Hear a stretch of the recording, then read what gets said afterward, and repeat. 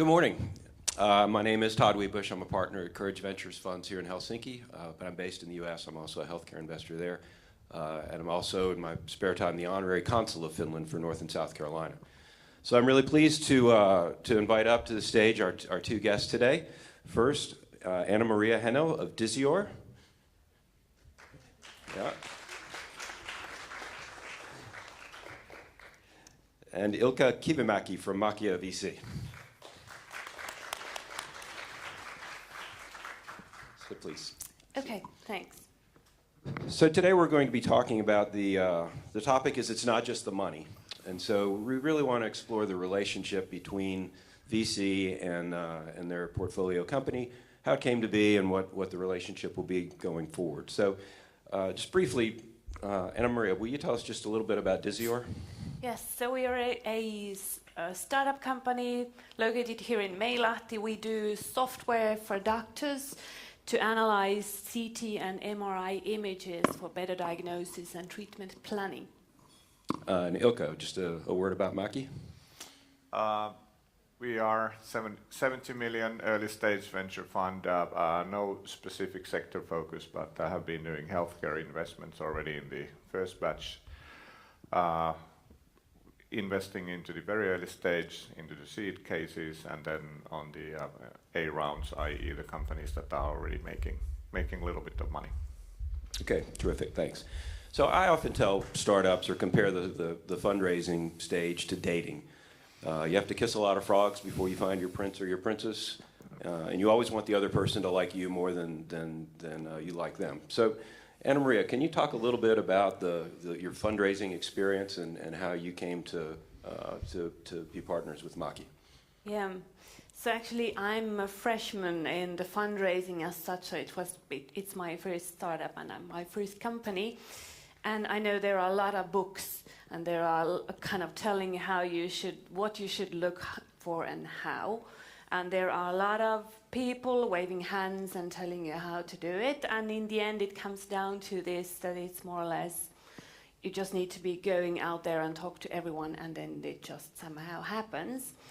And when I was kind of looking and talking with people, the reasons why I'm so happy that Ilkka and the Maki came as our investors were kind of coming down to three things. So first of all, I was there understanding and experience of business in general, both from the kind of company growing and founding and leading perspective, and also the investment perspective. So they had understanding of from both sides.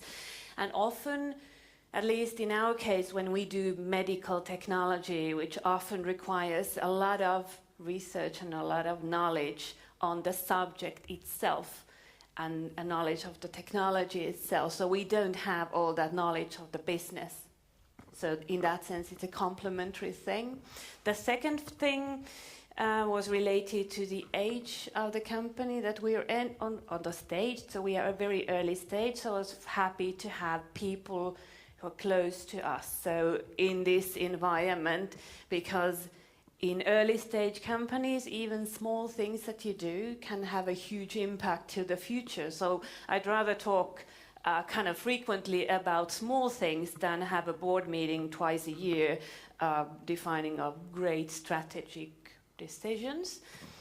And then a third thing that might be sounding a bit stupid, but it's kind of this personal connection, because in order to have a relationship like for some years, you need to be having that kind of connection that you can talk and you can kind of openly say that, hey, I don't know this, and I can get feedback from that. So, and always when I came to the guys and I had a bit of a mess in my head and talked like 15 minutes, and there was like, oh, it was right, standing in front of me, the whole thing. So you kind of, with your experience, you kind of straighten the mind up. So it's a personal connection as well. Good. So Ilkka, you're an experienced VC. You've told hundreds and hundreds of companies no. What was it about Disior that was special, that made it attractive to you and your fund? Maybe to start from very beginning, you had a good networks around you, because there was a kind of mutual friend that was introducing us, and that was a very good start. It was very early days to your founding the company. When we first time met, I think that it took a year before the Yes. investment. I'm even ashamed of that first meeting. I'm like, oh, I presented to him something that is totally not ready or anything. Yeah, but I think that that's maybe, well, starting from the last point, what you said, I think that life is too short to make business or spend a lot of time with people that you don't have a good connection and a good feeling that you want to work with. And I think that was there from the day one.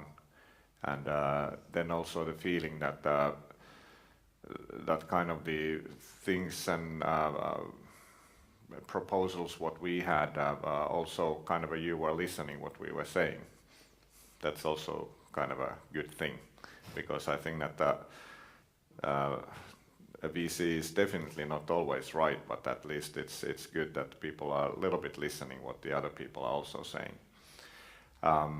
And of course, then in the background, I really liked the idea on the technology side that you had a super deep experience in the 3D modeling and kind of understanding from the Nokia background, and you're taking kind of a crazily big experience with and several people are jumping into the different industry and using it into the totally different area. And I think that that's always super interesting, because then you can do very fast, very interesting new things in that new industry. And I think that those were kind of the key things. All right, thanks. So this is for both of you. Now that you're together, you made the investment, you're part of Disior as part of the portfolio. What are the things that you guys have done together to make Disior successful, and what are your expectations of the relationship going forward? Well, it's like I think that Disior team is kind of a super self-driven and organizing and kind of a I've been more or less, I could say that I'm the happy camper in the board and kind of asking a few questions, and then you're just kind of rearranging your slides and off we go. And so I think that it's this far. Well, it's also the thing that it's kind of still easy times, because we're not in the sales phases in front of us, and kind of the expectation on all of the business related stuff. But of course, the focus is definitely in the end of the year and getting kind of everything set up for the sales and getting really the business side going. That's typically the time when the more difficult things are starting to surface. Yeah. And kind of so I think that we should, even though we kind of bring technology from one industry to another, we can also kind of utilize now together our knowledge that we can also bring business models from one industry to another, because it's kind of, that's the only way that you can actually do something great and new, and not just that, well, this is how it always has been in the medtech, which is really kind of conservative, and everybody starts to think along the same lines every time we go. So I think we had a great combination of everything, and then we have a great network that we can then bring in the information that we don't have ourselves. So Ilkka, based on your experience, what are some of the things that can go wrong in the entrepreneur-investor relationship? Well, everything can go wrong. But I think that there is kind of the one fundamental thing that there needs to be the trust that both sides are kind of on the same, both sides have the same agenda, and I think that there is a very good way to describe kind of the relation that I think that I feel at least that the investor should be kind of as a good friend for the CEO and for the team and for the company.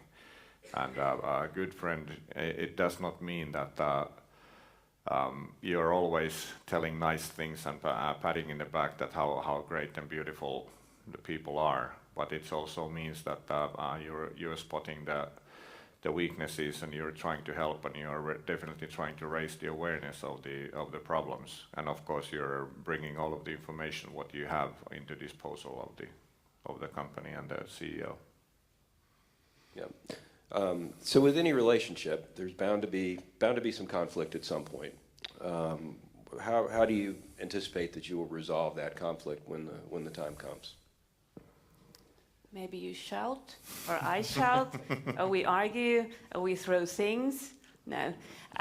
So I hope that we can avoid kind of that type of situation, and in that sense it goes down to the same themes as we discussed, the openness and the trust. And in the beginning, kind of when you do the investment startup relationship, there should be kind of open discussion of the expectations. We all have expectations towards each other, and we don't always express those expectations, and when they are hidden somewhere, and when the time goes out, and then you are like, that I was expecting you to do this and this doesn't happen, so what is this? And then it starts to go wrong. So let's be open and honest of what we expect from each other. And also I think we should be open and honest of the things that we don't know, because we don't know everything, even though we like to pretend here that, well, I've so done this before, but it's not like that. So in a sense, to avoid the conflict, let's try to be honest in that sense. Yeah, I think that as long as there's the trust, you can have disagreements in different things, but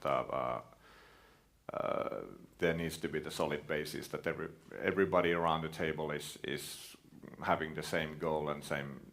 Then it's easy to even disagree a lot. And then there is the other thing also, that we as an investor, we are there to help the management. We are not running the company. So it's like, ultimately it's your choice what's happening. So also you need to be careful when listening the advice. Yeah. It might be wrong. Yes. And that's kind of one special thing about as we are kind of technology and investment and business, so in our case also really important thing is the clinical perspective, as we are doing a product for clinicians. So then we need to keep up the real good network and bring in advice from people outside of this one. So it's not just us who needs to do the things. So talk a little more about that. As a first-time entrepreneur, what resources do you draw on? I mean, clearly Ilkka and his partners, but what other resources do you draw on to move your company forward?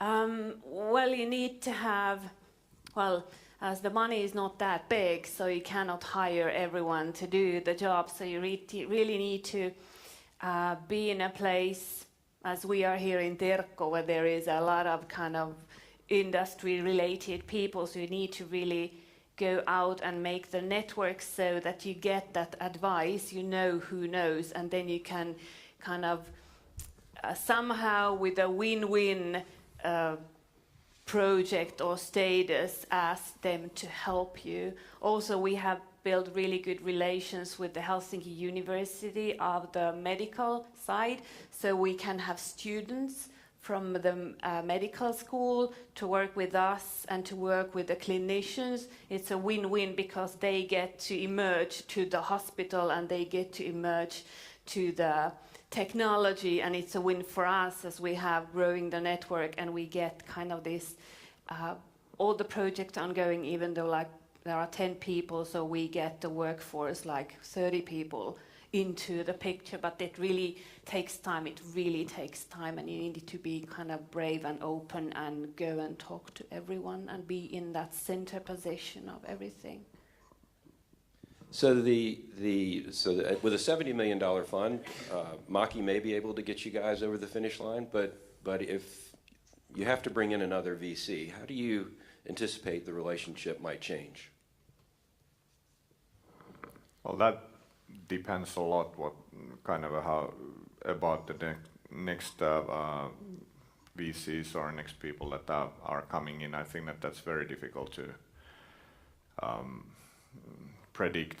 Like looking the companies where I've been in, there is some companies where kind of the initial investors are kind of a stepping aside, and there is new people that have kind of a more experience on just this particular stage of the company and maybe on the industry that are better to run the company forward. Then there is some companies like Volt, where I'm independent chairman still, even though I'm not even working for the company for which I did the investment in the first place. So, and there is a lot of funding after that. So it's totally dependent on the people and on the business. Okay. Yeah, and we actually did. So we did a pre-seed round as well last summer. Now the seed round on the February. So I have a little experience. So we had some angel investors and a small family office in the first round, and there was quite a lot of kind of matching things when new people come in, because we all need to be on the same side in the end. So you need to somehow, it takes a lot of talking to get everybody on the same stage and to kind of agree on how we go on. I think it will be the same one in the next phase, but anyway, I think now, as with your connections and with your network, I think it would be a bit easier than to just randomly find people on the same table. So it eases up a bit. Hope. Remains to be seen. Okay, last question for both of you, but Anna Maria, I'd like you to answer first. So what advice do you have for other first-time entrepreneurs seeking their first round of institutional VC? Well, check all the facts, so read all the books, so get all the data that you know. Go boldly and bravely out there and talk to everyone to get a good network. When you do the decision, see that your heart goes with the decision as well. And then maybe a thing for all the startups and all the VCs, as kind of I've been around in that hassle for a while. So even though all the companies will not be a great success, so all the ideas won't fly, I think still all the entrepreneurs and all the startups are kind of winners and really great people and brave people, and all the VCs are really brave to invest money in a really risky thing. So I think we're kind of all should be working as a community somehow together. So let's share advice, let's share all the contacts, let's share all the things that we know. No arrogance is needed. So we can together build those few things that will change the world. All right, terrific. Yeah, Quick last word, Ilkka. Yeah, it's like, well, I think that's really important to talk with a lot of people so that you kind of understand and kind of learn on the way. Then it's quite interesting that 90% of the people or the companies are unable to tell who is their customer and what is really the environment around the company, so the competition and the possible partners and kind of what's happening. And I think that's something that you really should be kind of trying to understand when raising money. Sounds really simple and stupid, but that's just a fact. And it's just... And it's not even simple. It's not simple. It's not simple in the end. And all the assumption might be wrong in the first place, but you just need to be kind of building the world around you, what's happening there. And then you can, when you have that map in your mind, then you can start changing it when you're seeing new things in the journey. Okay, well, our time is up, so special thanks to Anna Maria and Ilkka, and thanks to you all for your attention. Thank you. Thank you.